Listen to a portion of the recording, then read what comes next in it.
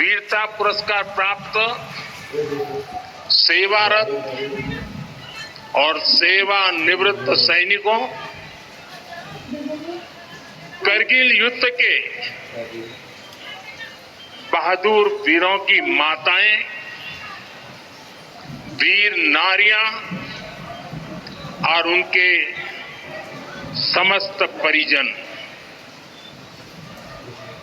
सेना के बहादुर जवानों और मेरे प्रिय देशवासियों, आज लद्दाख की ये महान धरती कारगिल विजय के 25 वर्ष पूरे होने की साक्षी बन रही है। कारगिल विजय दिवस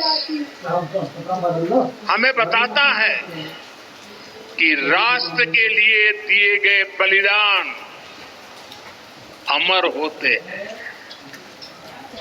दिन, महीने, वर्ष, सदियां गुजरते हैं, सर्दियां भी गुजरती हैं, मौसम भी बदलते हैं, लेकिन राष्ट्र की रक्षा के लिए अपनी जान की बाजी लगाने वालों के नाम अमिट रहते हैं। ये देश हमारी सेना के पराक्रमी महानायकों का सदा सर्वदा ऋणी है। ये देश उनके प्रति कृतज्ञ है। साथियों, मेरा सौभाग्य है कि कारगिल युद्ध के समय मैं एक सामान्य देशवासी के रूप में अपने सैनिकों के बीच था। आज जब मैं फिर करगिल की धरती पर हूं, तो स्वाभाविक है वो स्मृतियां मेरे मन में ताजा हो गई। मुझे याद है किस तरह हमारी सेनाओं ने इतनी ऊंचाई पर इतने कठिन युद्ध ऑपरेशन को अंजाम दिया था। मैं देश को विजय दिलाने वाले ऐसे सभी शूरवीरों को आदरपूर्वक प्रणाम करता हूं। मैं इन शहीदों को नमन करता हूं जिन्होंने कारगिल में मातृभूमि की रक्षा के लिए अपना सर्वोच्च बलिदान दिया। साथियों, कारगिल में हमने केवल युद्ध नहीं जीता था, हमने सत्य, संयम और सामर्थ्य का अद्भुत परिचय दिया था। आप जानते हैं, भारत उस समय शांति के लिए प्रयास कर रहा, बदले में पाकिस्तान ने फिर एक बार अपना अविश्वासी चेहरा दिखाया। लेकिन सत्य के सामने असत्य और आतंकी हार हुई। साथियों, पाकिस्तान ने अतीत में जितने भी दुष्प्रयास किए, उसे मुंह की खानी पड़ी है। लेकिन पाकिस्तान ने अपने इतिहास से कुछ नहीं सीखा है। वो आतंकवाद के सहारे, प्रॉक्सी वॉर के सहारे अपने आप को प्रासंगिक बनाए रखने का प्रयास कर रहा है। लेकिन आज जब मैं उस जगह से बोल रहा हूं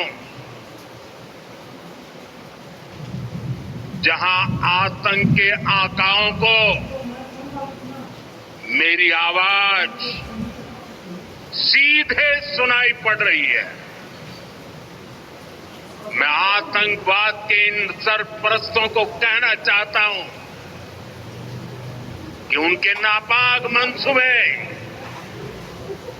कभी कामयाब नहीं होंगे।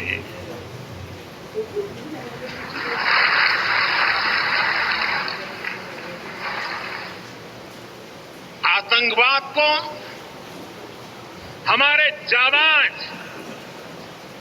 पूरी ताकत से कुचलेंगे। दुश्मन को मुंह तोड़ जवाब दिया जाएगा। साथियों, लद्दाख हो या फिर जम्मू कश्मीर, विकास के सामने आ रही हर चुनौती को भारत परास्त करके ही रहेगा।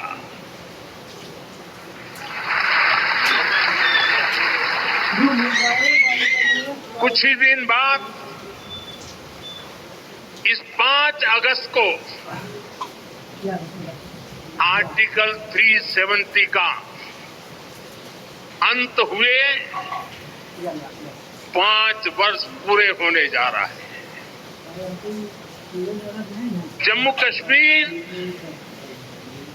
आज नए भविष्य की बात कर रहा है, बड़े सपनों की बात कर रहा है। जम्मू कश्मीर की पहचान G20 जैसी ग्लोबल समिट की अहम बैठक करने के लिए हो रही है। इंफ्रास्ट्रक्चर डेवलपमेंट के साथ साथ जम्मू कश्मीर, लेह लद्दाख में टूरिज्म सेक्टर भी तेजी से ग्रो कर रहा है। दशकों बाद कश्मीर में सिनेमा घर खुला है। 3.5 दशक के बाद पहली बार श्रीनगर में ताजिया निकला है। धरती का हमारा स्वर्ग तेजी से शांति और सौहार्द की दिशा में आगे बढ़ रहा है। साथियों, आज लद्दाख में भी विकास की नई धारा बनी है। शिंकुल्ला टनल, इसके निर्माण का काम शुरू हुआ है। शिंकुल्ला टनल के जरिए लद्दाख पूरे साल हर मौसम में देश से कनेक्टेड रहेगा। ये टनल लद्दाख के विकास और बेहतर भविष्य के लिए नई संभावनाओं का नया रास्ता खोलेगी। हम सभी को पता है कि कठोर मौसम की वजह से लद्दाख के लोगों को कितनी मुश्किलें आती हैं। शिंकुल्ला टनल के बनने से ये मुश्किलें भी कम होगी। मैं लद्दाख के मेरे भाई बहनों को इस टनल का काम शुरू होने के लिए विशेष बधाई देता हूं। साथियों, लद्दाख के लोगों का हित हमेशा हमारी प्राथमिकता रहा है। मुझे याद है कोरोना के समय में करगिल क्षेत्र के हमारे कई लोग ईरान में फंस गए थे। उन्हें वापस लाने के लिए मैंने व्यक्तिगत स्तर पर काफी प्रयास किए। ईरान से लाकर उन्हें जैसलमेर में ठहराया गया था और जब स्वास्थ्य की दृष्टि से पूरी तरह संतोषजनक रिपोर्ट मिले, उसके बाद उन सबको उनके घर तक यहां पहुंचाया था। हमें संतोष है कि हम अनेकों जिंदगियों को बचा पाए। यहां के लोगों की सुविधाएं बढ़े, ईज ऑफ लिविंग बढ़े, इसके लिए भारत सरकार निरंतर प्रयास कर रही है। बीते 5 वर्षों में ही हमने लद्दाख के बजट को 1100 करोड़ से बढ़ाकर 6000 करोड़ रुपये कर दिया है। यानी करीब करीब 6 गुना की वृद्धि। ये पैसा आज लद्दाख के लोगों के विकास में, यहां सुविधाएं बढ़ाने में काम आ रहा है।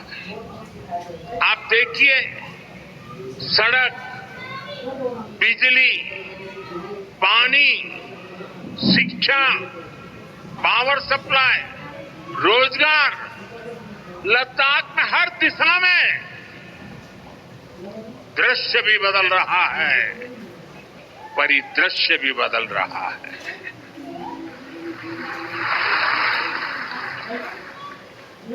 पहली बार यहां होलिस्टिक प्लानिंग के साथ काम हो रहा है। जल जीवन मिशन की वजह से अब लद्दाख के 90% से ज्यादा घरों में पाइप से पीने का पानी पहुंच रहा है। लद्दाख के युवाओं को क्वालिटी हायर एजुकेशन मिले, इसके लिए यहां सिंधु सेंट्रल यूनिवर्सिटी का निर्माण हो रहा है। पूरे लद्दाख क्षेत्र को 4G नेटवर्क से जोड़ने का काम भी चल रहा है। 13 किलोमीटर लंबी जोजिला टनल का काम भी जारी है।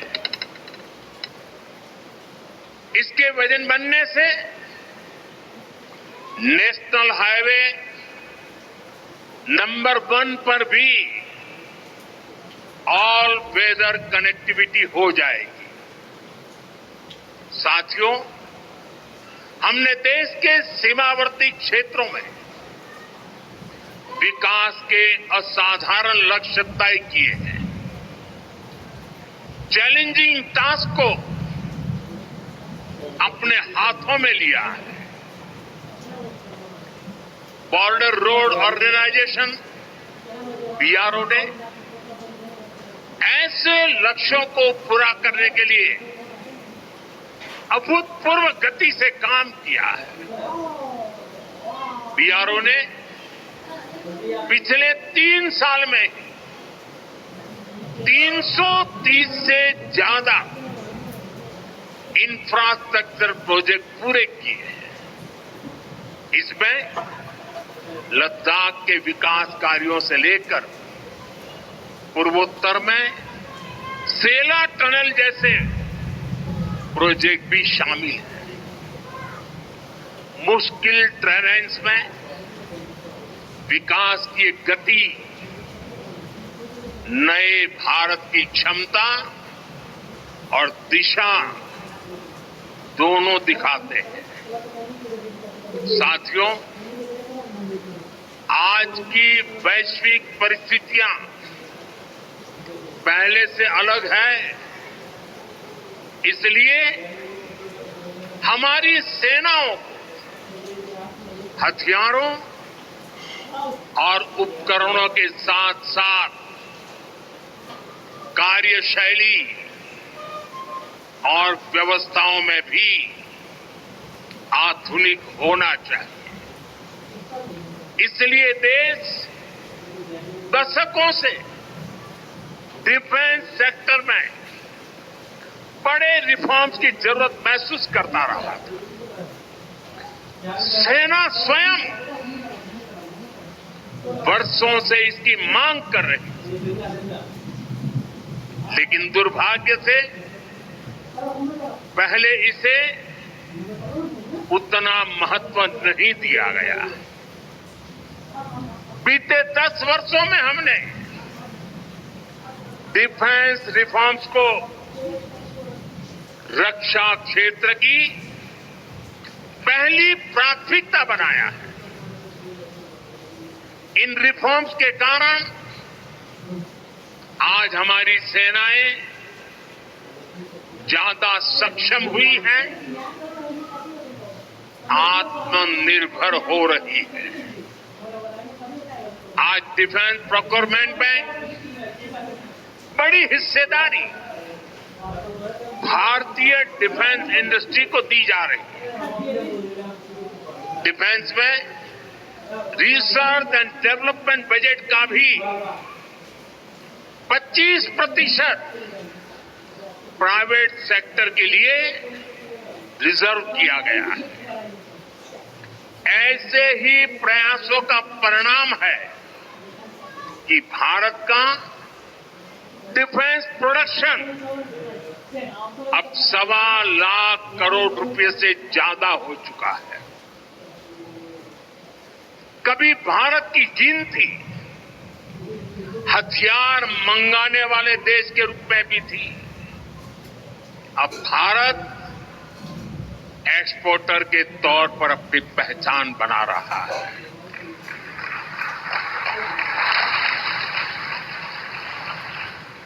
मुझे खुशी है कि हमारी सेनाओं ने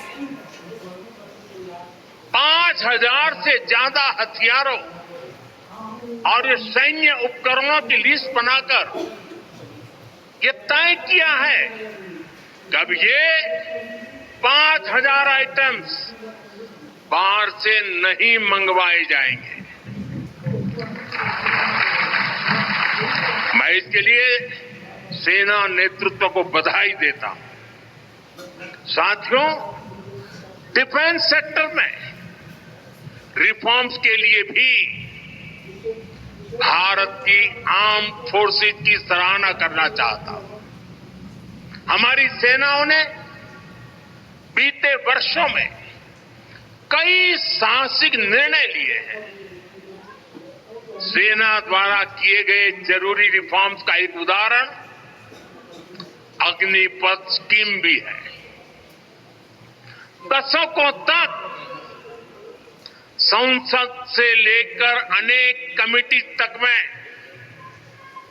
सेनाओं को युवा बनाने पर चर्चाएं होती रही है।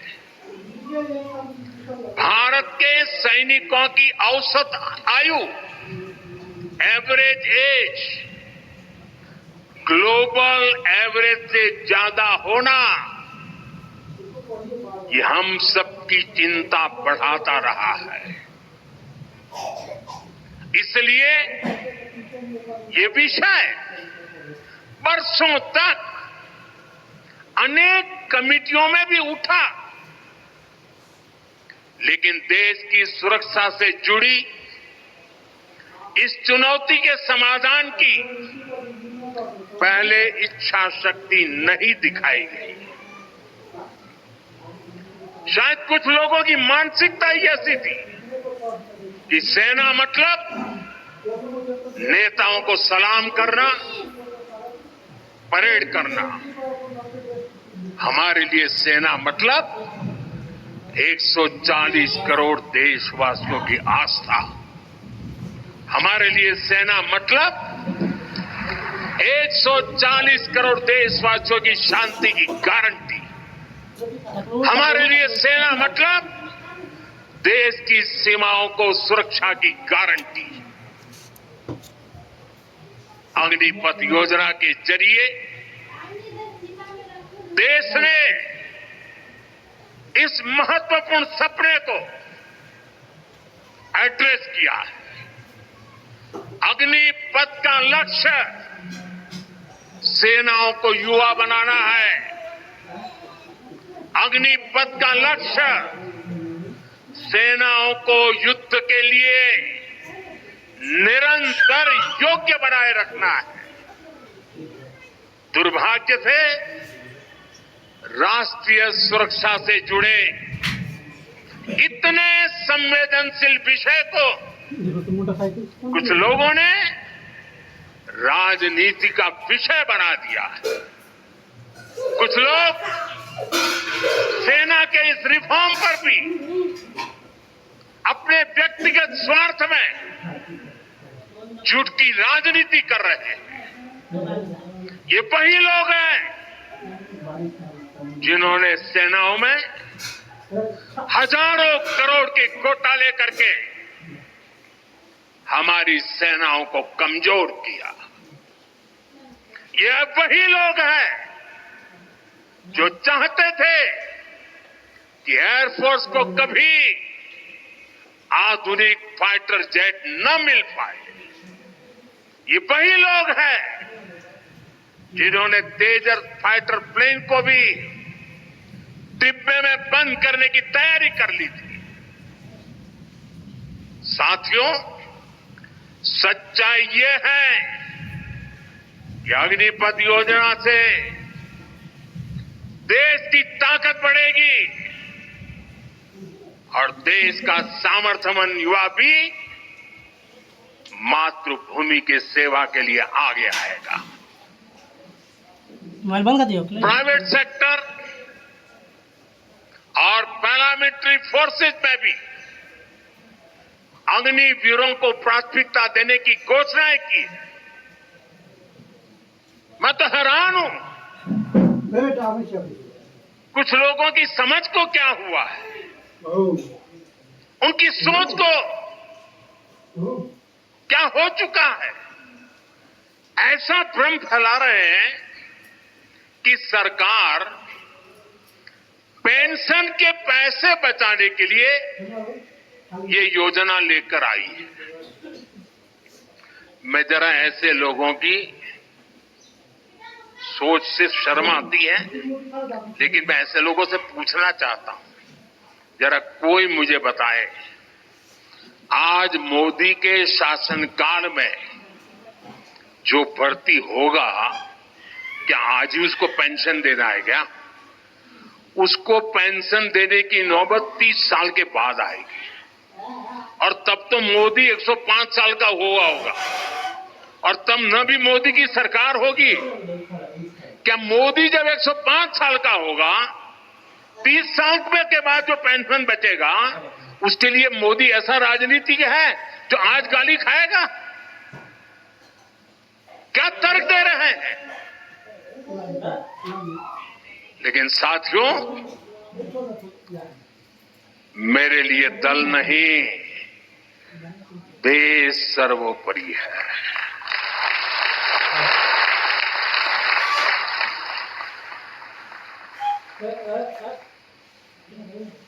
और साथियों, मैं आज गर्व से कहना चाहता हूं, सेनाओं द्वारा लिए गए इस फैसले का हमने सम्मान किया है। और जैसा मैंने पहले कहा, हम राजनीति के लिए नहीं, राष्ट्र नीति के लिए काम करते हैं। हमारे लिए राष्ट्र की सुरक्षा सर्वोपरि है। हमारे लिए 140 करोड़ की शांति ये सबसे पहले है। साथियों, जो लोग देश के युवाओं को गुमराह कर रहे हैं, उनका इतिहास साक्षी है कि उन्हें सैनिकों की कोई परवाह नहीं है।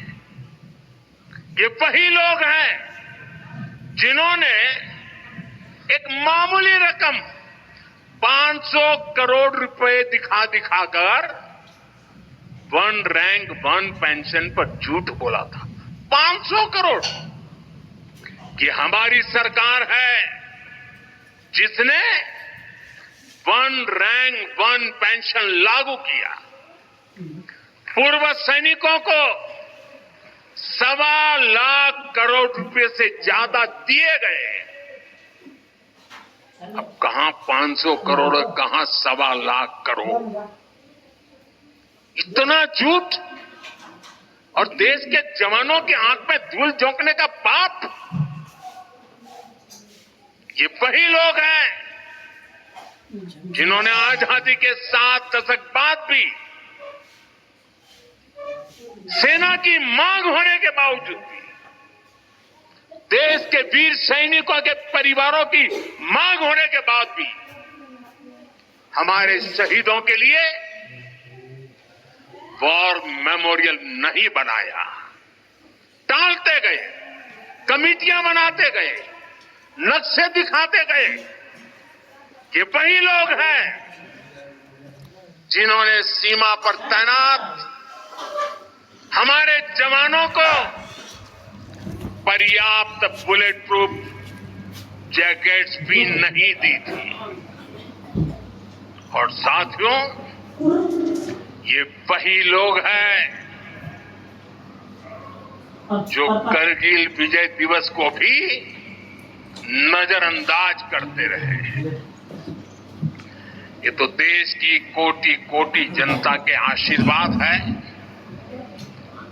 कि मुझे तीसरी बार सरकार बनाने का मौका मिला और इसलिए आज ये महत्वपूर्ण ऐतिहासिक घटना का हम पुण्य स्मरण कर पा रहे हैं।